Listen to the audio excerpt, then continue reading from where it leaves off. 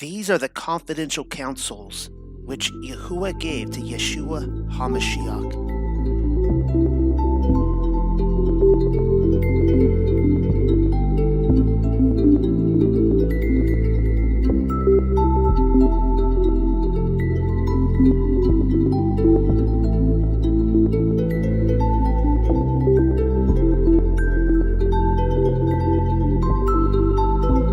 I have lost contact. Are you there, Noel? With Rob and Michael. But that is okay because can you guys hear me? Yes. Yes. Can you hear us? Okay.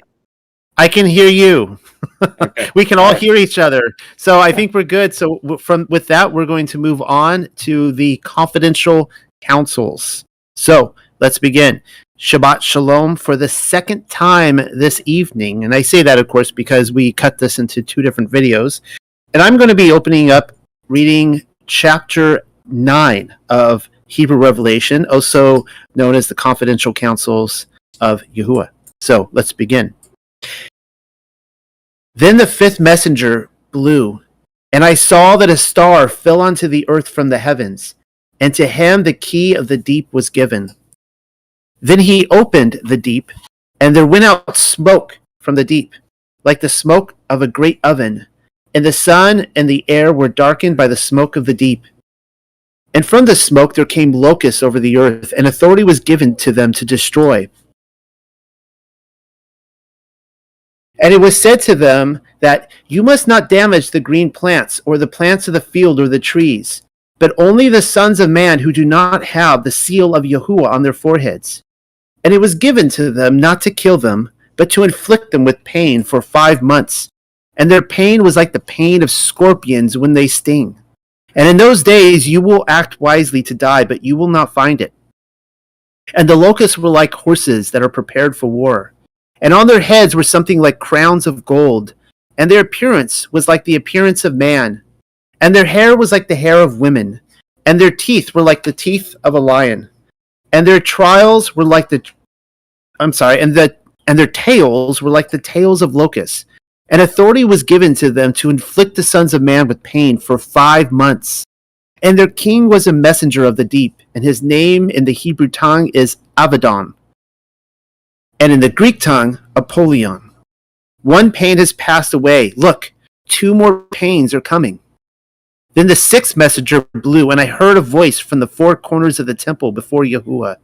And it said to the sixth messenger who blew, go and loosen the 4 messengers who are bound at the great river, which is called Parat. This is where we get the river Euphrates in Greek.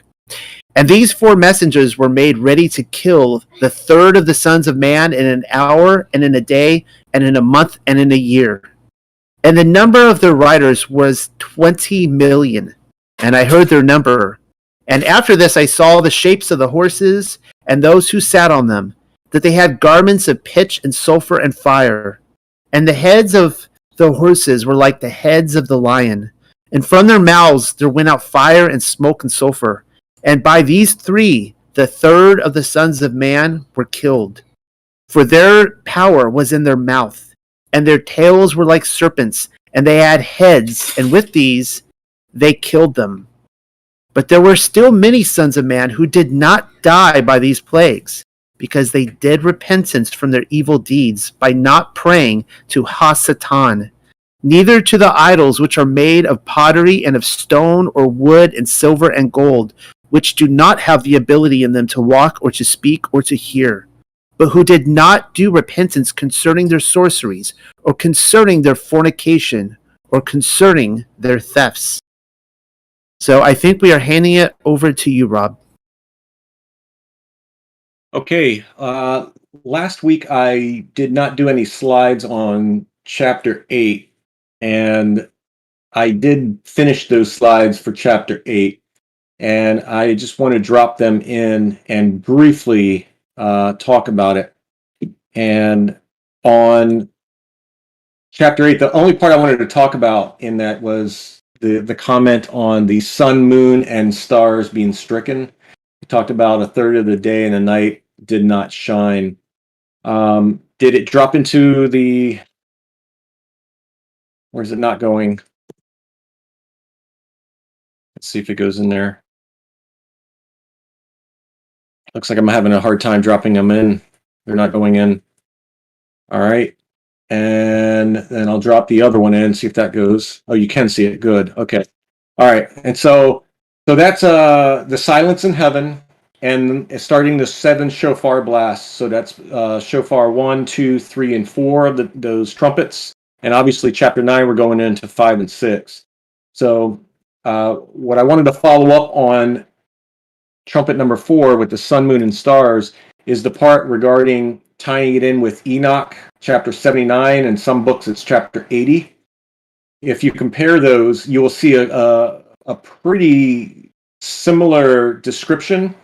And I'm only going to spend a minute on this and then move forward because we're on chapter 9. But when you look at Enoch chapter 79 or 80, in the day of sinners, the year shall be shortened. So Enoch's talking about in the day of sinners, the years shall be shortened, and talking about the seed will be backward, the earth shall be subverted, and disappear in its season. The rain will be restrained. The season not flourish in their season. The fruits in the trees will be withheld. The changes in the order. Not to be seen in proper period. So there's this whole seasonal changes going on in this prophesied event, and it talks about the stars, and it speaks to the chief among the stars. The authority shall err, perverting their ways and works. Those shall not appear in their season. So this whole change of season, stars, all of this stuff, and when we read in the 5th trumpet, that the sun, moon, and stars are stricken, 1/3 day and night did not shine. And if you compare that with Enoch 79, if that is a direct tie-in to that prophecy, then I would have to presume a couple options, and I mentioned them last week, was 8 hours of day and night stricken to make each day perhaps 16 hours. So totally throwing off the seasons and causing a real climate change.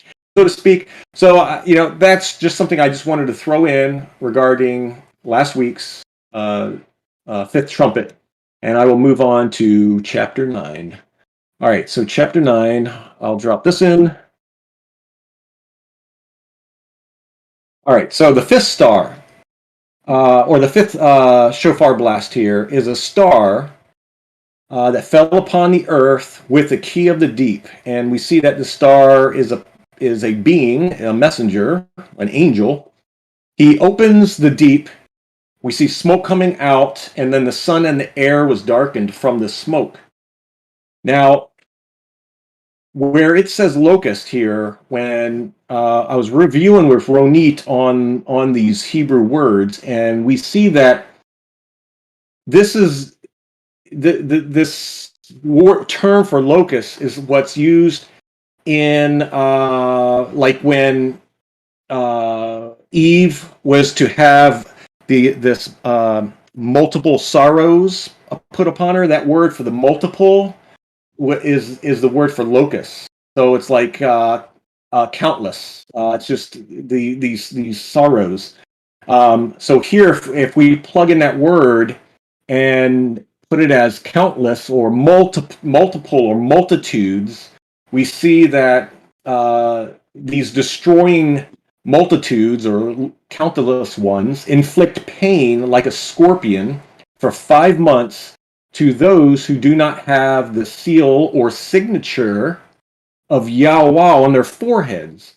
So there's a seal or signature that's placed upon the foreheads of the set apart. The people of the world, will try to die but cannot.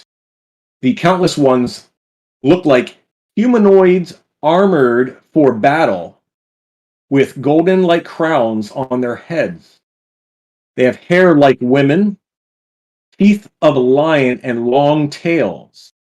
So this is what we pulled out of the Hebrew that was there. Humanoids armored for battle. So that could be like scaled skins, like a dragon, a serpent, a and then some type of golden crown or crowns of gold on their head, hair like women, and these fanged teeth like lions, and long tails.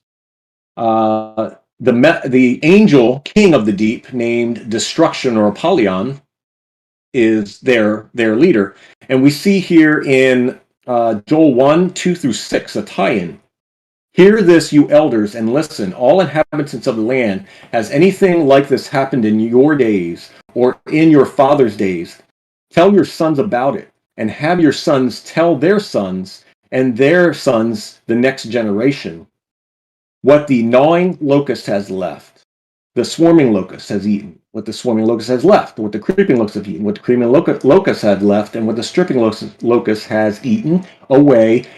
You heavy drinkers, and weep and wail, all you wine drinkers, because of the sweet wine, for it has been eliminated from your mouth. For a nation has invaded my land, mighty and without number. Its teeth are the teeth of a lion, and it has jaws of a lioness.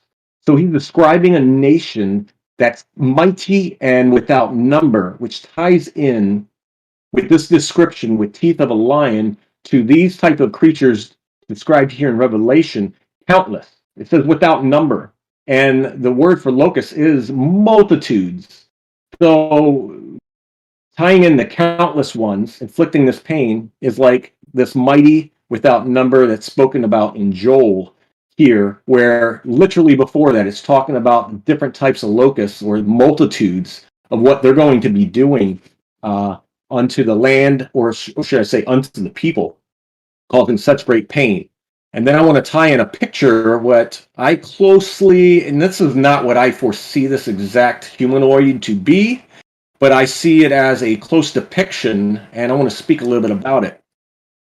So this humanoid is what I think this countless one, or locust as they say, could possibly look like in similitude, where this humanoid would have some type of scaled armor on it, perhaps like a dragon, as we understand, and it's ready for battle. I would probably add some type of golden crown and long hair like a woman on it.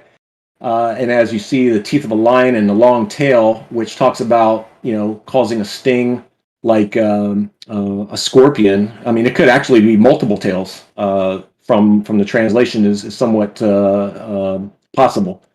Now, there is folklore or mythologies that speak to a humanoid dragon, and they call it Yuxa in the Turkish mythology, Yuxa or Yahuah, appearing as a humanoid dragons with barbed tails of scorpions. These Turkish shapeshifters are known to assume the form of beautiful human women to seduce unsuspected victims. They can breathe fire and have deadly poisonous stings. Now look at this part. Tatar mythology, the Kazan Tatars mythology, describes this creature as a demonic character associated with the water element, and everything above is the same as what is here. I didn't copy it all down, but it's speaking about this humanoid creature with a scorpion tail and like dragon-like humanoid. So it's very interesting that this Tatar, whether it's Tartarian mythology, speaks about this type of creature. So this is what I picture as a description of these beings that are let loose, that will inflict pain upon the peoples, except those who have the signature of the Most High upon them. So I'll stop with that, and then I have more afterwards, but I'll pass it over to Michael. Thoughts? All right, Shabbat Shalom, everyone. I'm going to start on number 1. So Rob kind of hinted at it. I'm going to read the Hebrew. It says, Then the fifth messenger blew, and I saw that a star fell unto the earth from the heavens, and to him the key of the deep was given. I'm going to make 2 possibilities. One, is this Satan? So Isaiah 14:12, how you have fallen from heaven, you star of the morning, son of the dawn. You have been cut down to the earth, you who defeated the nations. And in Luke 10:18, and he said to them, I watched Satan fall from heaven like lightning. Because it does say, it says to him, it appears to be an individual and a star, falling star. I'm going to make another possibility. In the very first Confidential Counsels, chapter 1, I equated the 7 angels in Enoch passage, and one of those angels, Enoch 20, let's see, it would be number 2, Uriel, one of the holy angels who's over the world and over Tartarus. So is this Uriel or Satan? I don't know. Maybe Noel can add his take on that as well. Number 3, I'm going to read both. And there came out of the smoke locusts upon the earth, and unto them was given power, as the scorpions of the earth have power. And in the Hebrew, and from the smoke there came locusts over the earth, and authority was given to them to destroy. I want to highlight that as the scorpions of the earth have power are missing in the Hebrew. I don't know what that means, but I just want to highlight that. And again, I want to point out the similarities between Revelation and Exodus. So Exodus 10, 12 through 15. Then Yahuah said to Moses, reach out with your hand over the land of Egypt for the locusts, so that they may come up on the land of Egypt and eat every plant of the land, everything that the hail has left. So Moses reached out with a staff over the land of Egypt, and Yah directed an east wind on the land all that day and all that night. And when it was morning, the east wind brought the locusts. The locusts came over the land of Egypt and settled in all the territory of Egypt. They were very numerous.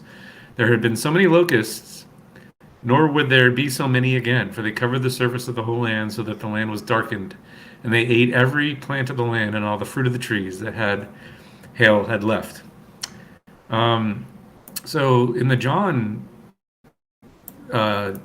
chapter John, I talked about Luke and my theory on that. That it's still my opinion until I see that Hebrew that Luke is speaking to the set apart. Luke speaking to the 144,000. Luke 10:19 says, "Behold, I have given you authority to walk on snakes and scorpions, and authority all over the power of the enemy, and nothing will injure you." Appears they have no issue. They don't have to worry about this judgment coming on in Revelation. They have the power to walk on them. And does this give you guys a new meaning, possibly, for that passage? So that this set apart believers don't have really nothing to worry about as far as this is concerned. Number 4, I'm going to read the Hebrew. Or I'm going to read both, actually. And it was commanded them that they should not hurt the grass of the earth, neither any green thing, neither any tree, but only those men which have not the seal of God in their foreheads. And in the Hebrew, and it was said to them, you must not damage the green plants or the plants of the field or the trees, but only the sons of men who do not have the seal of Yahweh on their foreheads. So, I'm going to highlight the difference. So only those men in the Hebrew, or in the Greek, it says only those men which have not the seal. In the Hebrew, it says sons of men. And I know there's a lot about the sons of men. People... Yeshua is the Son of Man. So it's saying that these people with the mark are also the Son of Man. So the Hebrew expression Son of Man appears 107 times in the Hebrew Bible. The majority, 93 times, in the book of Ezekiel. So it is used in 3 main ways: as a form of address, Ezekiel, to contrast the lowly status of humanity against the permanence and exalted dignity of Yah and the angels, Numbers 23:19 and Psalm 84, and a future eschatological figure, which is Yeshua, whose coming will signal the end of history in the time of God's judgment, Daniel 7. I just thought it was this interesting that these people, I guess these are the 144, are also called sons of men. I have a lot left. I'm going to do one more and I'll pass it off to Noel. Number 5, read the Hebrew. And it was given to them not to kill them, but to inflict them with pain for 5 months. And their pain was like the pain of scorpions when they sting. So I was doing some research, and ironically, it's not ironic because Yah is perfect, the life cycle of a locust is 5 months. It hatched in the spring, and it died in the end of summer or plague. And that's no coincidence. I have a lot more, but I'll pass it off to Noel for commentary. Well, you know what else lasted for 5 months was Noah's flood. So I'm going to write in here Genesis 7. Let's see what BibleBot has to say here. Genesis 7:24. And the waters were mighty on the earth 150 days. So you can do the math on that. And if you're estimating 30-day months, that adds up exactly to 5 months. Now, this actually makes the connection to what you had originally asked, Michael, what my thought was on who the star was. My best guess is that this star is Hasatan. Now, we could argue that there are many Satans, right? But whoever this main Hasatan is, it's this guy. So I'm gonna before tying him in with the flood account and why I think this is, I first want to look at the deep in verse 1. And of course in the Greek it says the bottomless pit.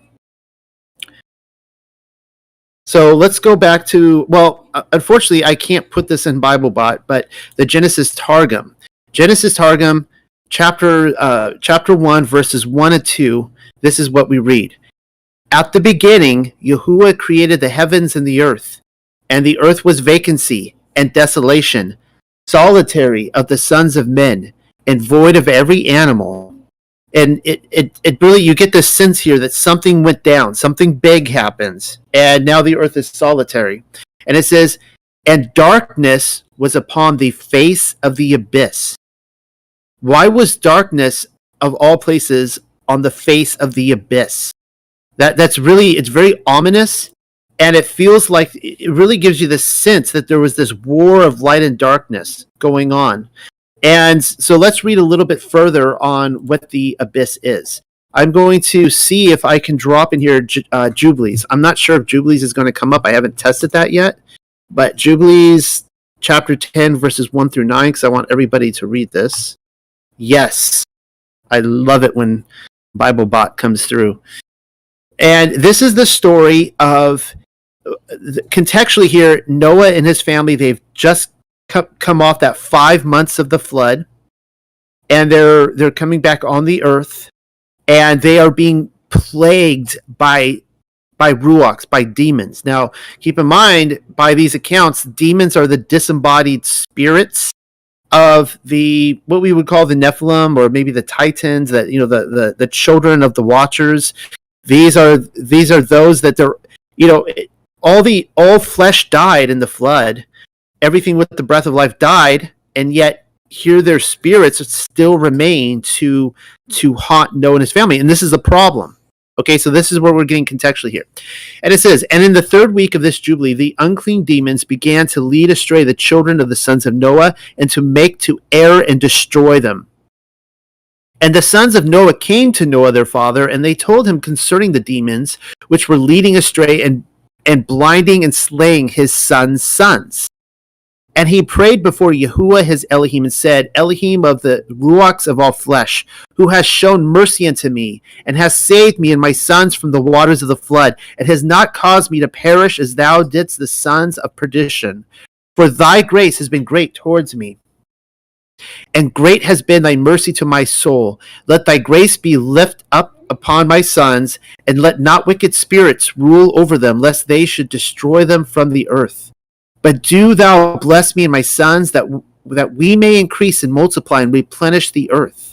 And thou knowest how the Watchers, the fathers of these spirits, so that answers your question there. It's saying the Watchers are the fathers of these demons, acted in my day. And as for these spirits which are living, imprison them.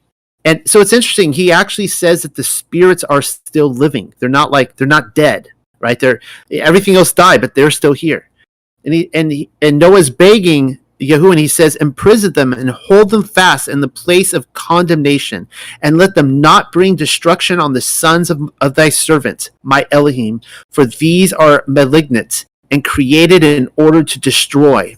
And let them not rule over the spirits of the living, for thou alone canst exercise dominion over them, and let them not have power over the sons of the righteous from henceforth and forevermore. And Yahuah our Elohim bade us to bind all. Now it's interesting here that appears that Noah is the one that's binding them. Okay, don't miss that point there.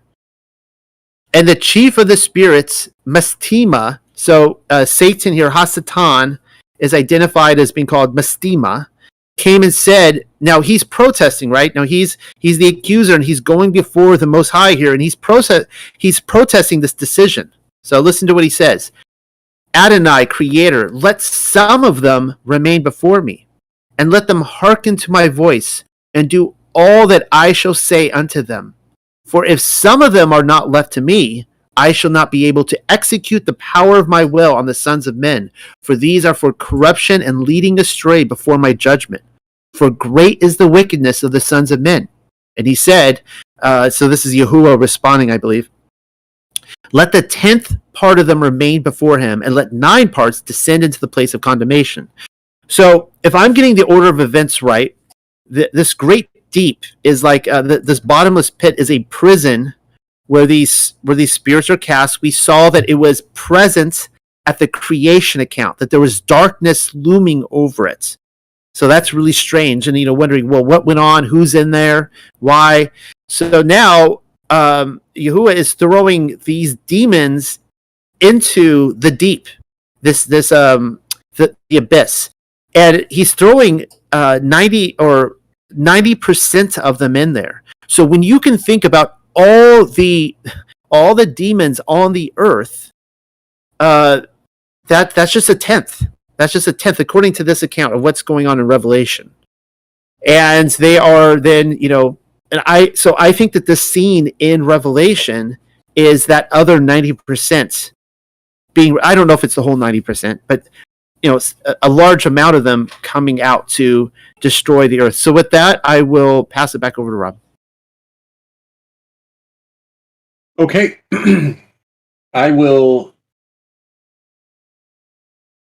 go over to the 6th trumpet, and here in this shofar blast, the sixth one, a voice from the 4 corners of the temple said to go search out the 4 angels imprisoned by the great sea, Karat.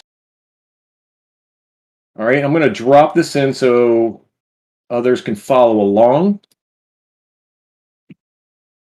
And I'm going to talk about these 4 angels and my theory, and see if this anyone can see the same thing. All right, so the 4 angels, they're planning to kill 1/3 of men at a precise time. When you read these verses, okay, they have 20 million chariots or vehicles, and we also read about these vehicles in Psalm 68:17. The chariots of Elohim are 20,000s, thousands of thousands. Yahuah came from the Sinai into the set-apart place. So even in Psalms, it talks about 20 million chariots. And so here, they have 20 million. These riders are on some type of lion that breathes fire. The riders' garments are of tar, sulfur, and fire. Now, 3 of the angels of the 4, 3 of the angels, it speaks here that the 3 of them kill 1/3 of the men by their power in their mouth. So their instructions to the men of this world are being carried out. So these 3 but 3 of the 4 that are imprisoned, they're using the power of their mouth. So they are communicating with mankind, in the as we know, in the powers of this world. They are communicating with them to carry out things in this world to kill 1/3 of mankind. And these angels, fallen angels, they have tails like a serpent, and the heads, the rulers and sovereigns, they utilize and kill 1/3 of men. So it goes back to speaking to that with the power of their mouth.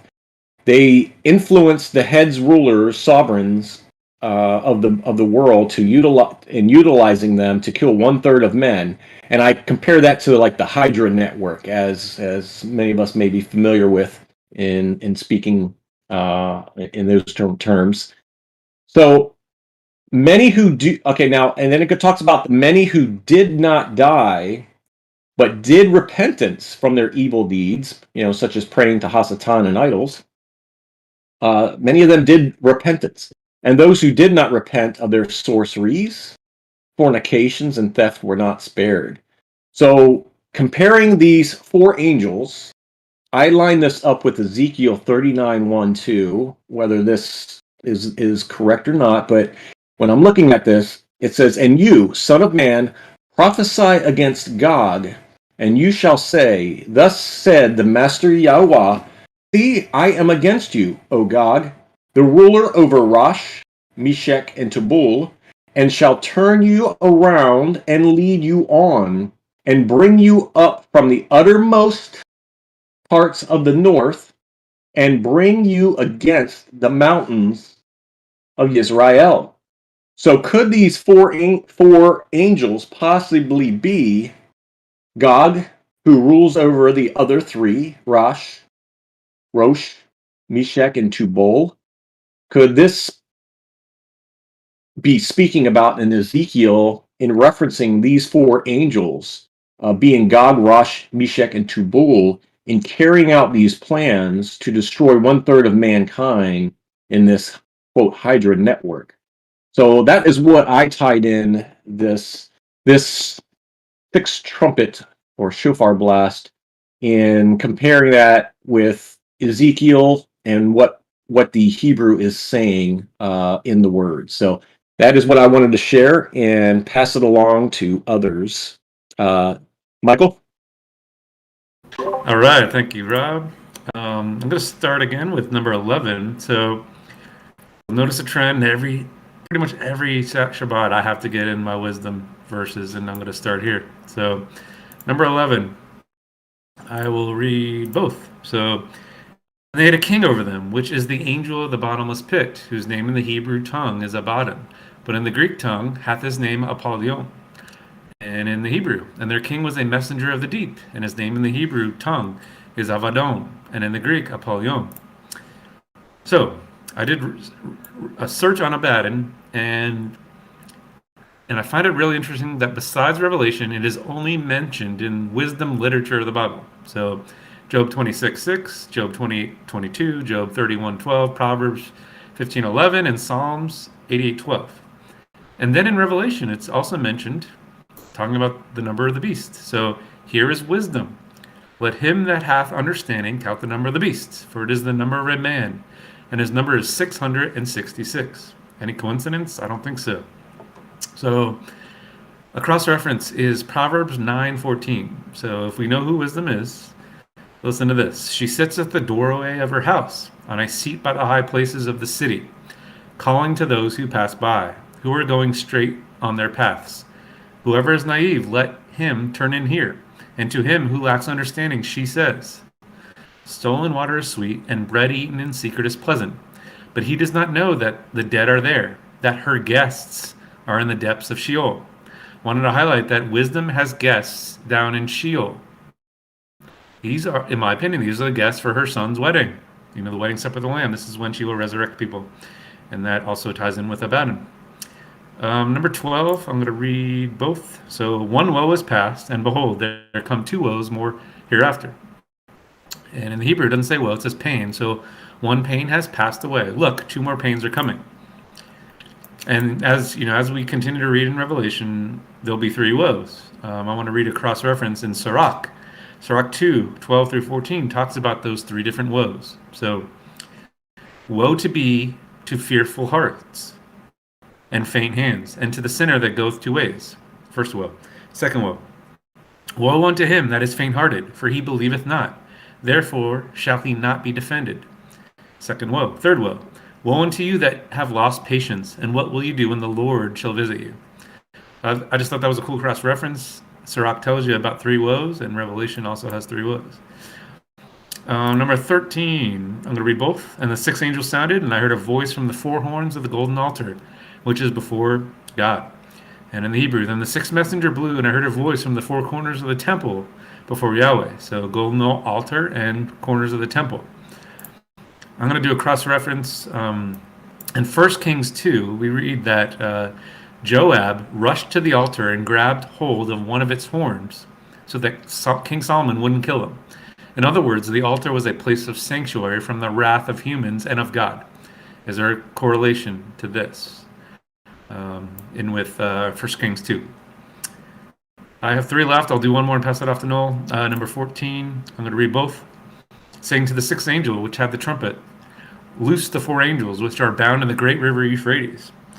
And in the Hebrew, and it said to the 6th messenger who blew, go and loosen the 4 messengers who are bound in the great river, which is called Parat. So there's some interesting things about Euphrates or Parat. So where these angels are bound, and it has a notorious relationship to human sin. So the first murder was committed in the Euphrates region, Genesis 4:8. The first war confederacy took place in that region, Genesis 14. Nimrod began his kingdom there, Genesis 10:8-12. And Babylonian idolatry sprang up in that region and will be judged there, Zechariah 5 and Revelation 18. I think there's a definite reason why Euphrates is mentioned here. I have a few more, but I'll pass it off to Noel. Commentary.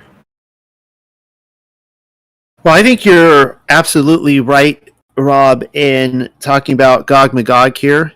And I was telling you guys earlier this week that this happened a few weeks ago. I think we were going over Revelation 6, and that just so happened to be the week that I did the whole study on the glorious appearing of Yahushua HaMashiach.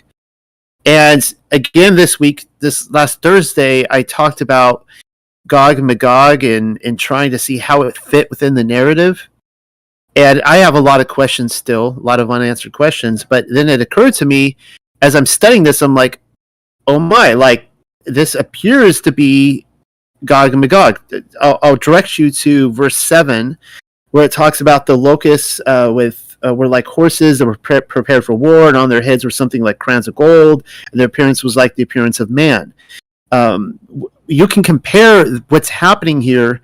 I will direct you to Joel chapter 2, Zechariah chapter 12, and Ezekiel chapter 38. Rob, I think you brought up Ezekiel chapter 39. These are all famous chapters for describing this great invasion. And I should also point out that whatever is happening here in Revelation, it seems to be very spiritual, because there's the command that's going out. Now, keep in mind, they're being described like locusts. Well, what do locusts do? We all know what locusts do. They destroy crops. You know, you've probably seen the footage of just this like black as pitch cloud on the horizon, and it's locusts coming in, and they just come in and they just devour everything, right? But it says here in verse 4, and it was said to them, you must not damage the green plants or the plants of the field or the trees, but only the sons of men who do not have the mark or the seal of Yahuah on their forehead, which is to contrast those who have the mark of the beast. So hopefully that's something we all, pray for and seek to have, is the mark of Yahuah, and seek those matters out.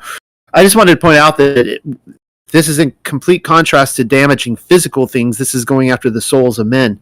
And my understanding of Revelation has been shaped in so many ways. I've said this in past weeks. I'll say it again because it says it right here that when I really got into the book of Revelation as a teenager, I'm 12, 13, 14, 15 years old, and I'm reading it looking for, I'm thinking, this is back when the X-Files was on, and I'm thinking, there's going to be aliens and, all these, just these what we describe as apocalyptic events. And I was just like, oh man, I hope I make the rapture, and it'll be so terrible if I'm left behind, and I'm going to be, but then you read this here, and when you understand the plagues of Egypt and who they were directed at, and the fact that Yahuah protected his own people. Yeah, they had to live through it, but they saw some amazing things. I mean, amazing things. It wasn't just like, oh, I'm so glad I survived another day. It's like, no, they saw the glory of the Most High, like he was rolling up his sleeve and getting to work.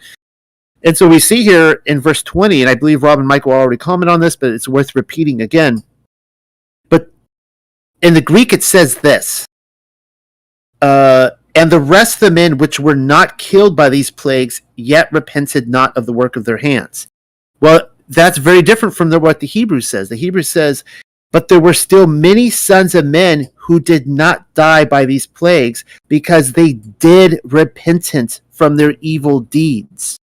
So the Greek is making it out like, we got to keep killing people more and more off because there's nobody repenting. And that's what I always thought.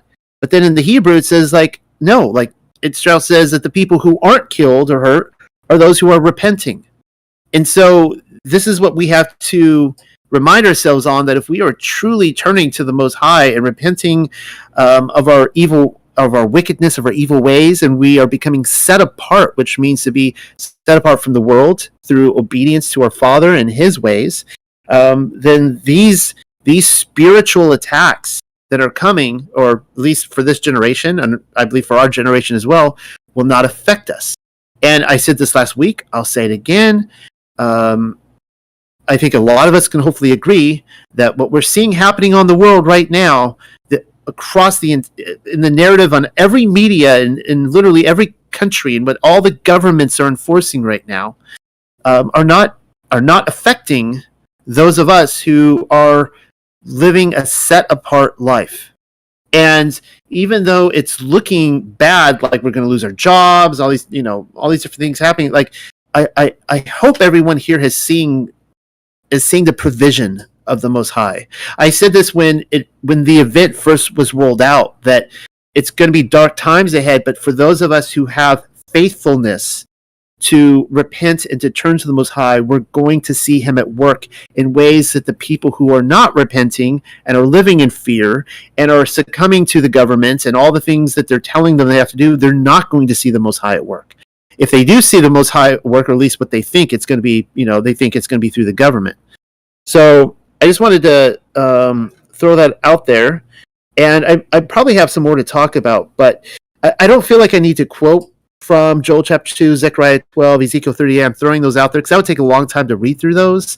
But it seems to me like that's what is being played parallel here. So you can all take note of that. I'm going to hand it back to Rob. Yeah, so I talked about both of the Shofar blasts of 5 and 6, and my thoughts on those. And I think the only other thing that I wanted to comment on was, I thought it was a very good point, and Noel hit right on it, was that because of their repentance from their evil deeds, they did not die from what was going on. So I just, that right there also is a great hope and a great positive thing to note. So I just want to emphasize that and just bring that back up to the forefront. Other than that, I can circle back around until we get to open it up to the group. But for now, Michael, I'll pass it to you. I really have nothing left. I guess I'll just do one last cross-reference and then we can open it up. Number 21 in Hebrew.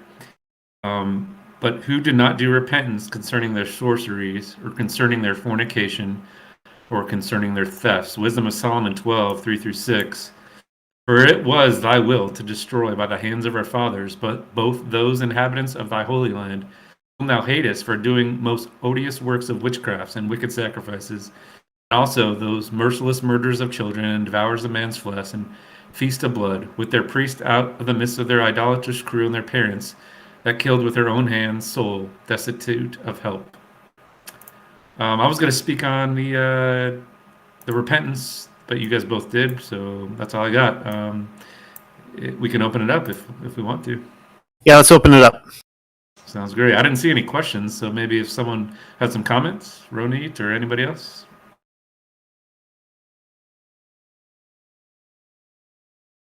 Yeah, I just I think that I don't believe in coincidences. And I think it's interesting that we just read John describing the Pharisees cutting the garment into 4 portions, and then we switch to Revelation and we have 4 angels planning and executing the demise of humanity. So kind of interesting, 4 and 4.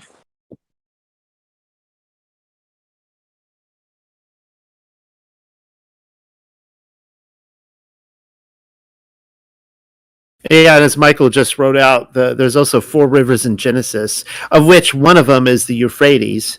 Which now I'm, Rona, I put down here in my notes because I never really know, because here in the Hebrew it calls the river the Perat. I'm assuming that's the same as the Euphrates. I really don't know. I don't know. Yes, Yes, Okay. so that's a Prat. It's pronounced Prat, and in the Bible, it's always referred to as the Great River, the large river. So it's interesting that they refer to it here also as the Great River. So again, so we have the four rivers coming from the Eden region, and we have the four angels. We have the garments ripped in fours in John. So yeah, some interesting connections there. And what, Rob? Maybe you can add again, because you were talking about one of the four angels perhaps being Gog. Yeah. Yeah, because if you look at the four angels mentioning here, it switches over and speaks only of three, and these three, by the power of their mouth, are able to kill 1/3 of men. And when it talks about their tails like a serpent and heads, when it talks about the word heads there, and Ronit can correct me there, but the word heads is like rulers and sovereigns. So because of the translation, it looks like it's more or less talking about describing the angels with their heads. But the way I understand it is they are influencing the rulers of the world to be able to kill 1/3 of men. Working behind the scenes, orchestrating the governments and the banks, etc., to do. Even if you look at today, I mean, you obviously see that with GMOs and all the other stuff that's going on behind the scenes that the majority of people have no clue. But we see that these three are doing so, and it doesn't mention the fourth one specifically. And when we look at the location of where they are prisoned, it's at or under the Great Sea Euphrates in that area. And from what I understand, that area is if you look at Hyperborea, that side, I can't remember. Ronit might have better memory than me, but I think it was on the east side, was it the south? Yeah, I think it was the east side, where it was between that and where Tartaria would be, or Russia. Yes. So a couple of comments. So first of all, that verse in Hebrew. So I can see how in English it would sound like the heads, like it might be referring to the heads of those angels. But when you read the verse in Hebrew, it sounds differently. It sounds like they are utilizing heads to basically execute their plan. So then it sounded to us like they are utilizing leaders. Like the word for head in the Bible also is used, I mean, hundreds of times to denote rulers, princes, Sovereigns. governors, sovereigns. So so you can also interpret it that way, that they are utilizing rulers to carry their plan. Since they are bound, they are still bound, and they are using their mouth, the power of their words and mouth, and utilizing rulers to carry their plan. And then when we looked at the Hyperborea map drawn by Mercator, we saw of the Arctic Circle.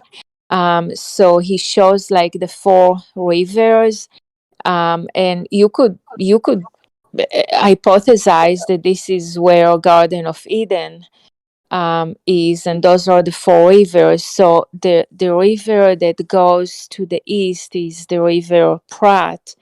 And when we looked at it, it exactly goes and runs into a sea called the like Scythian Sea, and on the other side you see the the two ancient empires of Scythians, and I cannot pronounce the second name, and then it says Tartary all over that area. So we thought it's interesting. Yeah, and tying in Ezekiel 39 with Gog and the other three, you see at the end of verse 2, it says, "And bring you up from the uttermost parts of the north, and bring you against the mountains of Yisrael." So that's how I'm tying in these four to these four angels being talked about in this chapter. Well, that's interesting because it also, and I'm really glad you brought up Hyperborea too, because it ties in to the idea of the Great Deep or the Abyss, which many of us, think is in the center of the earth as well. And so you would have right there where all the spirits are locked up. You would have them locked up there as well. And yeah, I mean, it's just it seems like for whatever reason they were bound up there. It had something to do with, we're not told what I don't think we're told what their judgment was or what they did to be bound up there. But it places us in Eden territory. That's good stuff, guys. I appreciate that. So if those, the only question I had in my mind is, are these four part of the 200 fallen angels, or these are in addition? That's kind of like... Yeah, that's what my thought was, is that are there other bound angels through history, time, whatever, that may have done some type of sin that were bound in this kind of effect? Besides the 200 Watchers. So I hypothesize yes. I mean, this is one proof. If these four are not part of the Watchers, then they were another band that were bound for another reason, and I have not been able to find these four anywhere else as of yet. Yeah, that would be, I mean, my first thought, I would have to see this tied in with that. These four tied in with the Watchers account in Enoch.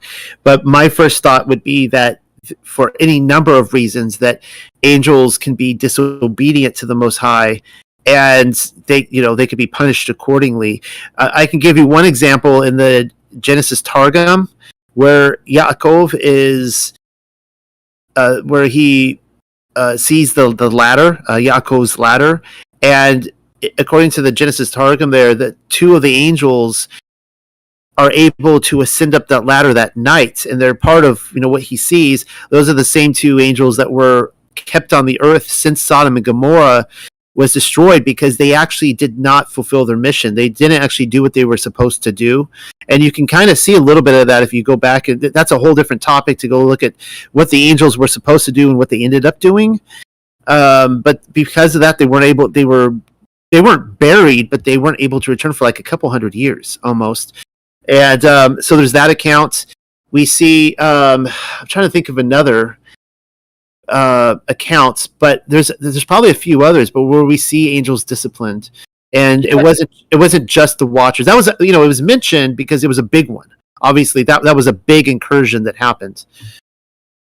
That's a great point, because I think it's very logical for any one of us to think that if any of the angels are either disobedient and or quote fail in their mission, as you said, that there is some type of consequence. And so it not being quite clear on what's happening with these four, but obviously they are bound in this location for a reason. And what's interesting is it talks about Gog and Magog coming back, and if this particular Gog, I'm interested in finding out if there is something said about one of these angels being released at some point. Also, that would be a great tie-in for this to be. Yeah, that just struck me. Yes, yep. If the Watchers are released in our time frame, like I would say post Mudflood or Mudflood area, if the Satan and the Watchers are released at that time, then it seems to me that if Gog Magog is at the identified as the surrounding of the camp and the blessed or the beautiful city in Revelation 20, then very likely he is an angel that may have been among the Watchers that was intended for this very time. So you kind of tied that together for me. I think that's that's something we should look at in the future as a possibility.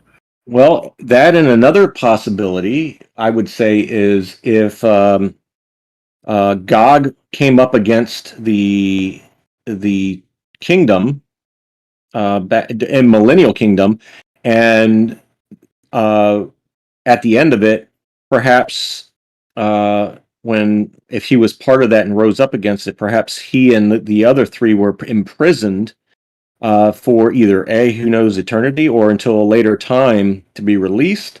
And maybe that's where we are now. But like I said, I haven't found anything to tie that in with any other biblical or extra biblical writings. But it's just another theory.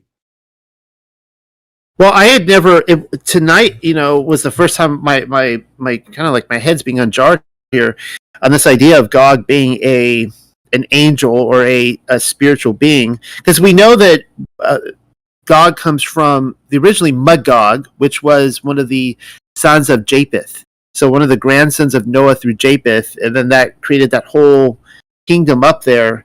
And so it's interesting to hear of a angelic spiritual being named Gog.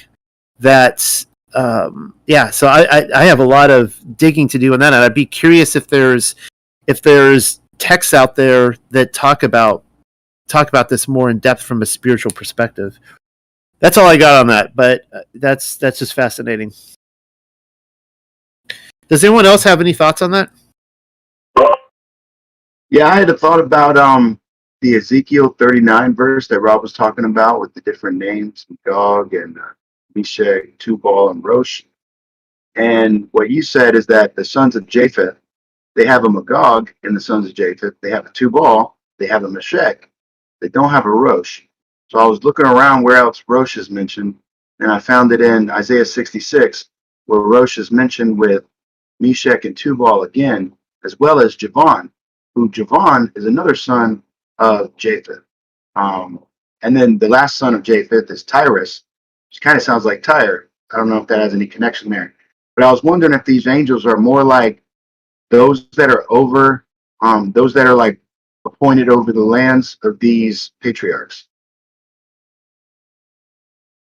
That's another possibility, that we know that there were 70 that were appointed above nations, and perhaps some of these were them, and they failed, and maybe they were imprisoned for some type of failure regarding that. That's I would see that as possible.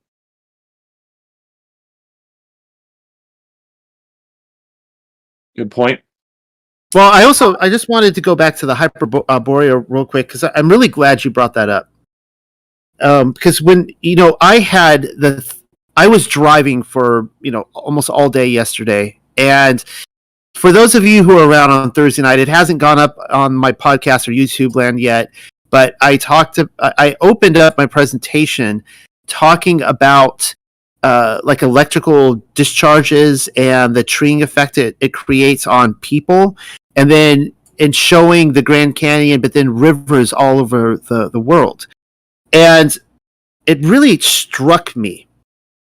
Now I could be going down the wrong hound trail here, and if I am, then hopefully I'll be course corrected on this. But I had mentioned in the presentation, because I was showing you a bunch of Google Earth images of rivers all over the world. We were looking at some in North America, what may have been like I think it was the Mississippi. I wasn't quite sure, but we did look at the Nile. We looked at stuff all over. We looked at Australia, Spain, Canada, Egypt, everywhere. And what we were noticing, and Rob was noticing this too, is that when you looked at, you could see the low country and then the mountains and the snow on top. And it wasn't just the rivers that created these treeing effects. It was the landscape and the mountains. And it hit me like really, like hit me on the drive yesterday. I'm like, oh my goodness. When we're talking about the day of the Lord, which I believe already happened, and it came by fire, like the entire landscapes changed, completely changed. And Rob had made the point that it looks like the rivers that have formed, these major rivers that we call like the Nile and other things, that they're actually just filling in where the landscape was radically changed in the low areas. That's what it really looks like to me.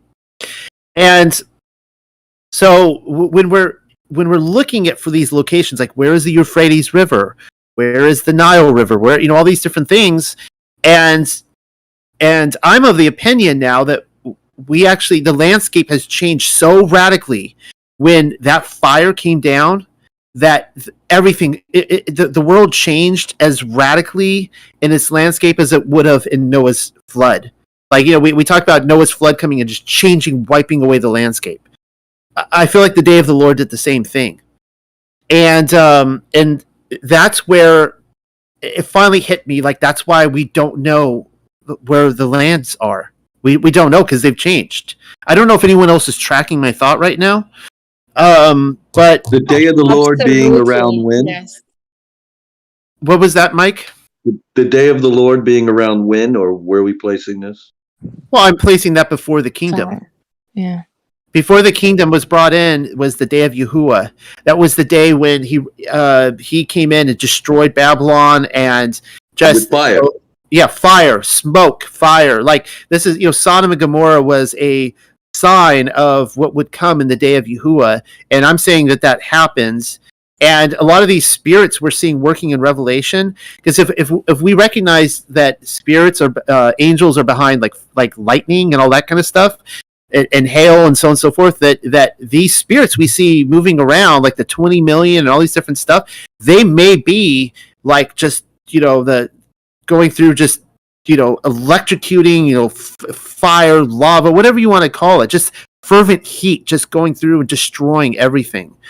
And so that was really hit me, that like the world was shaped by fire just as much as the world was shaped by water and Noah's flood. So it's kind of like, try to show me landscapes from before Noah's flood. You can't do it because it was destroyed so much. It was the same thing happened with the day of Yahuah.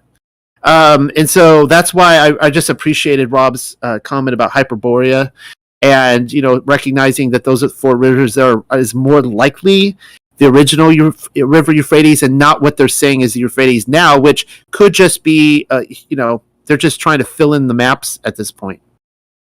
Well, yes. I agree with that. And the fire, again, the melted buildings that we have evidence of that seems to predate many of the mud floods. Right. And we have melted. We have melted story. This where we know the day of the Lord, the day of Yahuah, Yahusha coming. What do you call it? The day of that day you just described. No one else is given. I haven't heard any other reason or connection to what caused these melted buildings. Like everywhere. This again shows his story.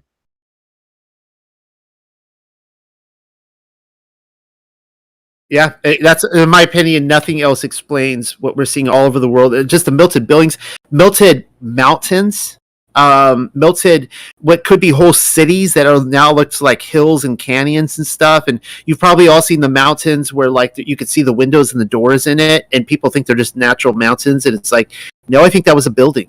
It's all over on a lot of coast, and it seemed like what I would consider altars. Like along the coast, I was like, this looks like an old melted altar. I've seen this in like India and other places, even here in Hawaii, where I'm like, this rock used to be something else. And now it makes sense. So that was I had told you guys on Thursday night that before I gave my talk, I was praying for like wisdom on this, and I had this splinter in my mind about the location of Israel and all this kind of stuff, and I felt trapped and like at a kind of like I hit a dead end. And I'm telling you guys, like yesterday, like it was in my own presentation, my own words, and I didn't even realize what I was presenting. I didn't realize the full extent of it. I wouldn't call it cognitive dissonance. It just hadn't hit me yet. And it hit me yesterday. I'm just like, oh my goodness. Like, the world was reshaped in the day of Yahuah by fire and fervent heat to the point that, like, it's not even recognizable. You can't go back to like, the landscapes have just all changed. They've just been, shaped and destroyed. And that gave me, in a lot of ways, a lot of peace. And just recognizing, like, I don't need to keep problem solving something that can't be solved in that way, right? Like, we just don't know at this point because it's all changed so much, and we're just going to have to live. At least from my perspective, I can't speak for everyone. That I'm just going to just live in that knowledge that I can't pinpoint where things were before the day of Yahuah, just as much as I can't pinpoint where things were before Noah's flood. That's just kind of the way things are. And anyways, that is all. So I think the only thing is that if really there is in the North Pole, that's the location, the original location of Garden of Eden. Those are the rivers. Then, I mean, at least we know the initial direction. I mean, when Adam and Eve were expelled, they were positioned to the east of the garden. So to the east of the garden, if you look, it's Tartary, that whole area. Okay. All right. So thank you, Ronnie. So how is Yeah. that east? Just help me, because I've thought about that. I'm like, if I'm in the center, depending on that's which the way I'm facing, is going to be which way east is, correct? So how do you know this is? I'm just kind of, I'm just like, Yeah, Mike brings up a good point. What he's saying is that if you're directly what we call the North Pole from a, let's say just like a globe, let's give like a globe model here. You're standing on top of the globe, North Pole. The sun is, well, you wouldn't say the sun is moving around you on a globe, but whatever. But the sun is moving around you. How do you determine where the east and the west is? Because any way you turn, it's just like in all directions, I guess, are south, right? And it's like, well, where's the east and the west? Yeah, this is my question, and I want to bring this up in some other weeks when we read about that, because like Ronnie said, they go east, and I'm like, all right, well, we know they do go east. It ain't a question of which direction they go. We know they go a direction, but I'm like, well, how do you do that from the center? Where is our point of reference? Yeah, that's a good question. I was looking at the map, and the map shows it, even though it shows a flat earth, and it just shows a direction, right? And it shows Canada and the US on the west, and it shows what is Russia today to the right. So I don't know. I just looked at it and I thought that's east. You're right. You raised a good point. There's a study that God Culture did right in the beginning when they first came out, using jubilees to try to pinpoint the lands of Japheth, Ham, and Shem. And when he was using the coordinates that it gave, he put it on this type of centered at the North Pole map. And it really made a lot more sense given the coordinates that were given in jubilees when you put it on a map like this. And it was the same concept of, east is, I guess you would say, counterclockwise, or however that ends up working out from the center. But when you look at it in a map like that and then look at the coordinates from jubilees, you can kind of get a sense of what is east and west. So I have a question. Go for it. I think for probably Noel. If the day of Yahuah already happened and Yahusha came back and burnt everything with fire, then that would make this a post-op. I don't think I can pronounce post-apocalypse type of world. And they make all these post-apocalypse kind of movies. How do you am I just barking up the wrong tree here? Right. So one of the ways that I described this early on, it's almost like when people realize that the possibility, or at least what I believe, that Revelation is already done, they're like, well, what does this mean for us? And it's like, what are we supposed to like wander without truth now, or what? What I pointed out early in the series is that John is going up to a courtroom scene in heaven. Right, they're rolling out the thrones, and they're pulling out documents, scrolls, and the one who can open the scrolls, Yahusha, is like, he's doing it, and then like history is unfolding because of that, because of, on earth as it is in heaven, things that are being declared in the heavens are happening on earth, and it's easy for me to understand that what John was seeing was like, these are events that were happening in his own lifetime.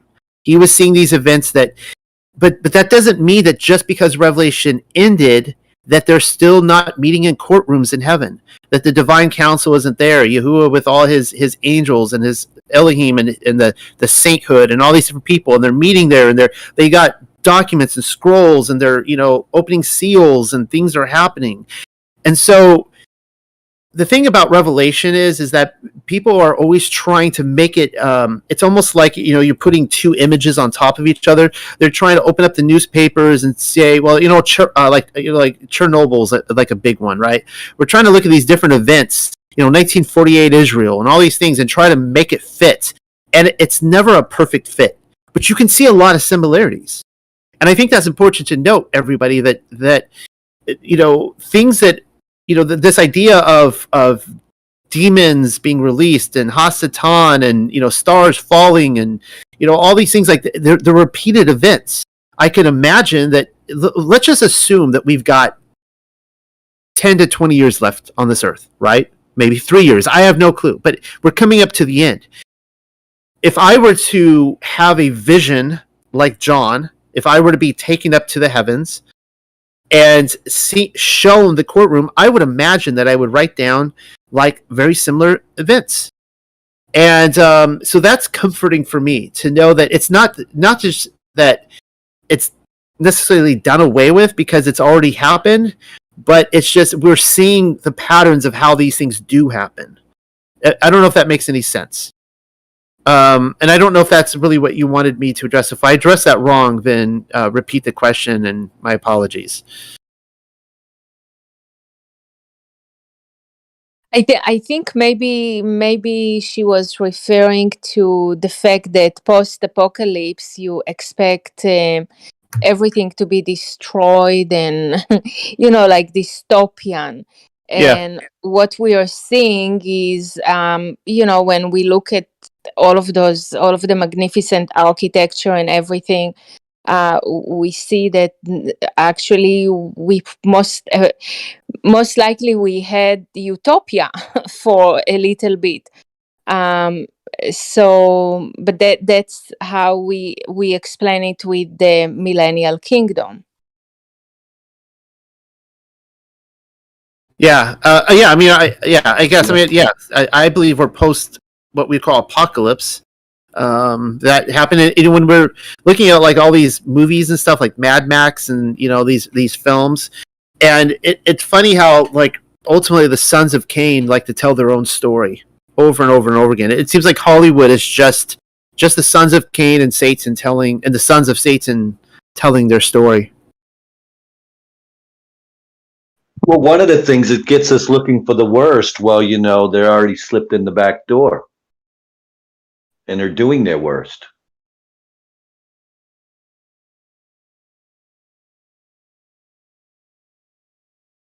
Yeah, Rebecca said Mad Max was what came to mind. Yeah. So, I mean, obviously a lot of that is predictive programming for what is to come. And you can see that over the last, 30, 40, 50 years, where specifically the last probably 30 years, where Hollywood is just giving predictive programming for 9/11, for the what's going on right now with COVID, and you see it throughout.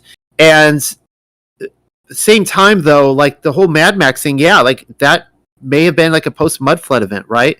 And I don't know if that's what you were referring to, but it's where I say, like, the sons of Cain, they just keep writing, they keep telling us about their own story, their own experiences. Like I wrote this paper, this is a little off topic some time ago, but on Rosemary's Baby. When I watched that film, I had never seen that film before. I saw it about a year ago, and I was just like shocked at that story and going like, oh my goodness, they're just like telling you, like Satan's telling you his story about his, his children. They slap our faces with this all the time. Does anyone else have any thoughts on this?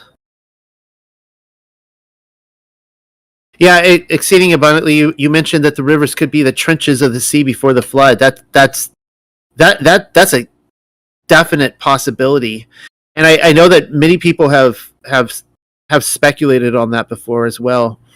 If the moon map is a thing, though, which I'm really leaning towards, I really think it's a thing. Then it seems like there were always oceans, and rather large oceans. But yeah, that's really interesting.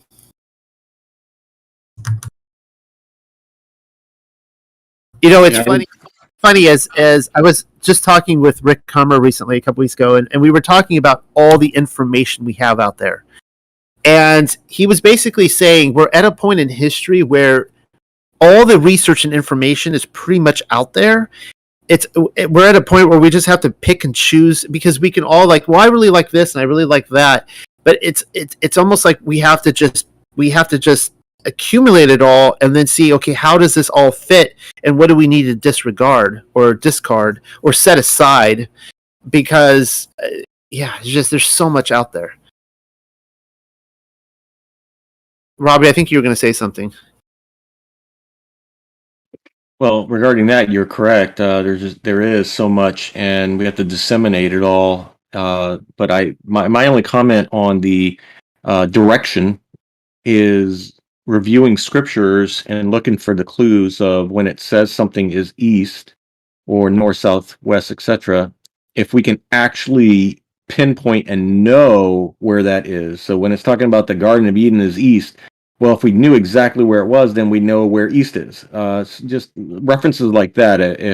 I have not personally myself done that. I know I tried in my past and I gave up. But if anyone else has been able to take the terminology where the scriptures give a location and mark it as east, west, north, and can triangulate it with other scripture, that would be great to know. But yeah, I've never figured that one out.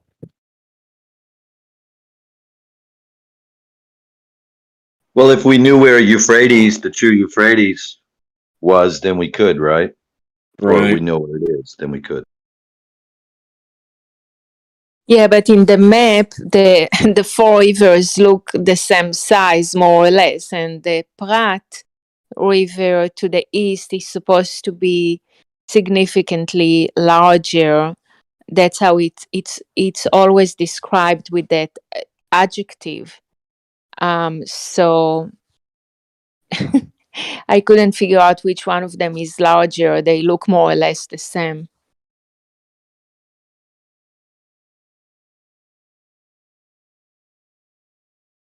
So I had a question from earlier. What month, time of the year, are we reckoning that Yahushua crossed over? What do you mean? When did he? Well, when did he die? When was he crucified? And in 3 days, I like to remember rose and is sat with the Father. So what month? What time of the year? Is it the spring, the fall? Well, I believe it was the 14th of Nisan. So it was a Passover event. I think that the question that comes up was the day he was crucified on the true Passover, or the Passover of the Jews, or the Ahudim, which, that gets into like the whole calendar debate, and I don't have an answer for that. But all indications, if I'm answering your question correctly, all indications point to the fact that it was the Passover week, the week of unleavened bread, Feast of First Fruits right in there when all of it went down.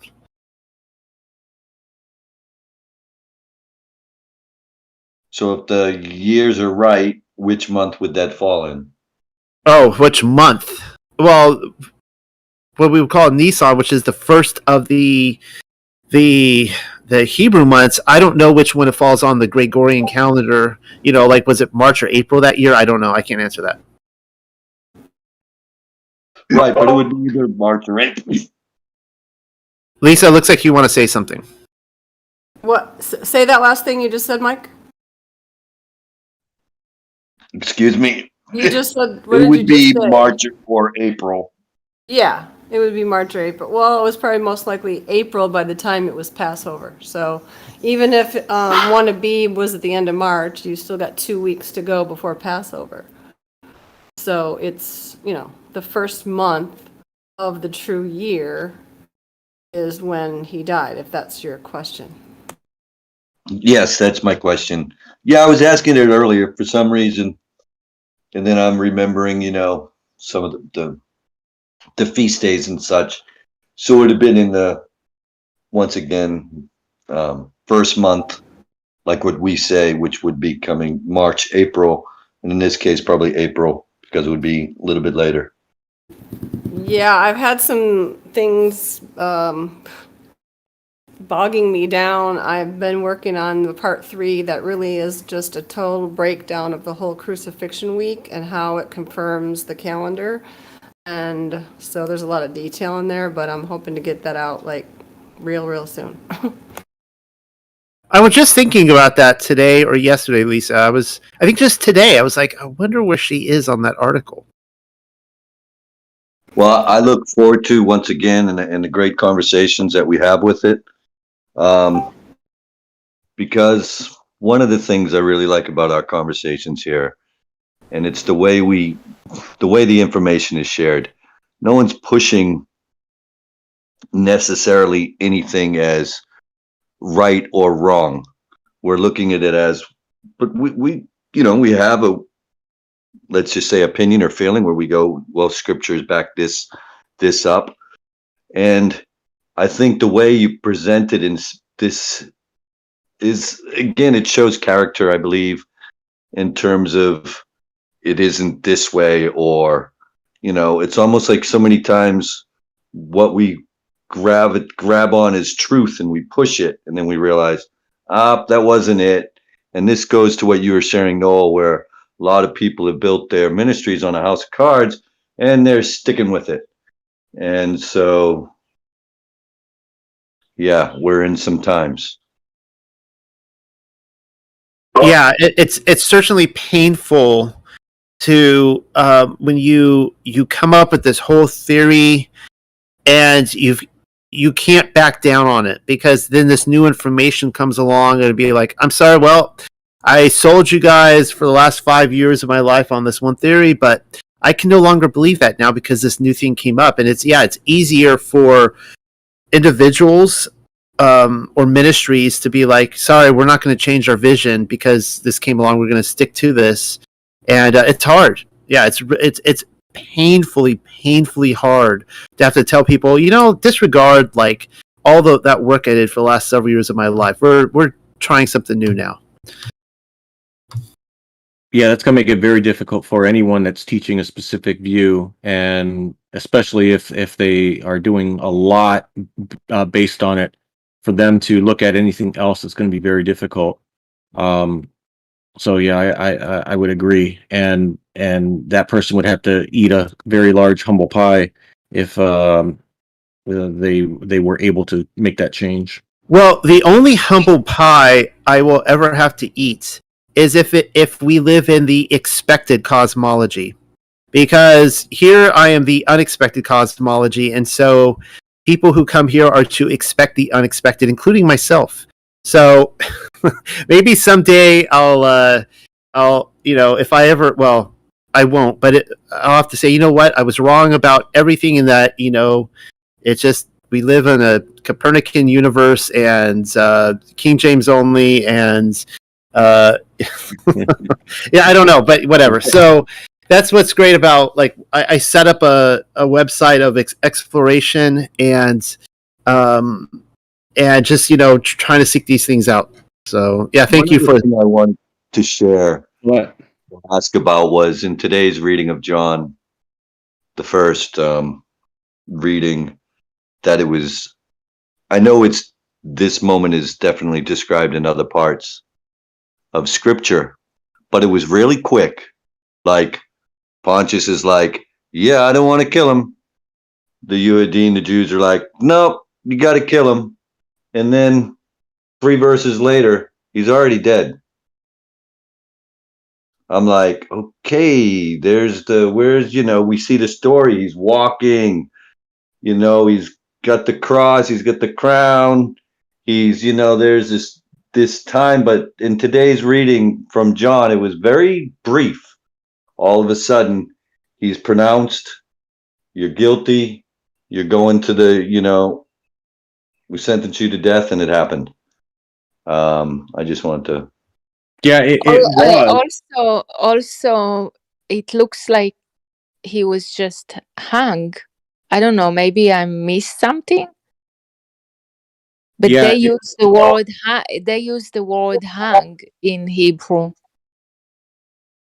It's interesting that it's so quick and short compared to the other Gospels, and like Ronit said, him being hung and not specifying, nails. Nothing. None of this. Yeah. Well, this would be a good point then to. That's my other part. Well, this would be a good part to then compare with the other Hebrew Gospels as well, because. That was a bombshell. Obviously, the whole Pharisee part, and it really. I've been just sitting here thinking about that, like how it would be one thing. It would be one thing to be humiliated and crucified by the Romans, but at the same time, it was like, well, that's to be expected in a way that they're your control. It would be like the American government's executing me, but. It's a completely different if in this situation where the Roman government's being like, we're not going to do it, so we're going to hand it over to you locals, and you guys form a posse and you do it. And he's actually being beaten and disfigured and crucified by the Pharisees, like the people he called the sons of Hasatan. Like that's crazy talk. I mean that's and like, if it was in there, it would really make more sense, because these are the ones who are condemning him. These are the guys who wanted to do this, and those were the guys who did do this. Well, it also makes more sense when he had already declared, behold, your house is left to you desolate, because he knew they were going to commit an abomination that would cause their desolation. So that, if they're literally the ones that carried out the act, that was the abomination that caused their desolation.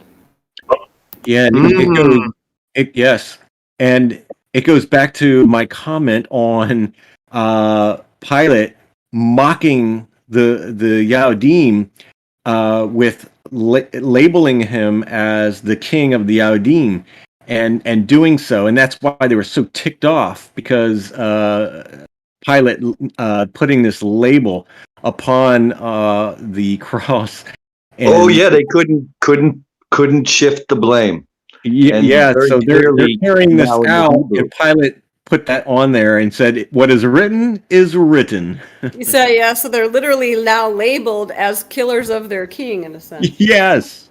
Literally. Exactly. 2 other points I wanted to bring. In the Hebrew, it was vinegar and salt. I don't know any significance of that, but they had salt there. And in the Hebrew, and in the Greek, they called the place the pavement. I was like, oh, wow. Okay. Well, one thing I wanted back to Ronit on is, since we do have the Gospels of Matthew and Mark in the Hebrew from these same documents, that would be interesting to cross-reference.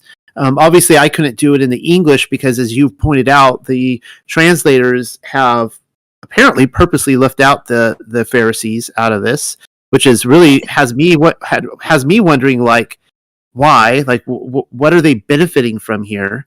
I find that very troubling. Yes.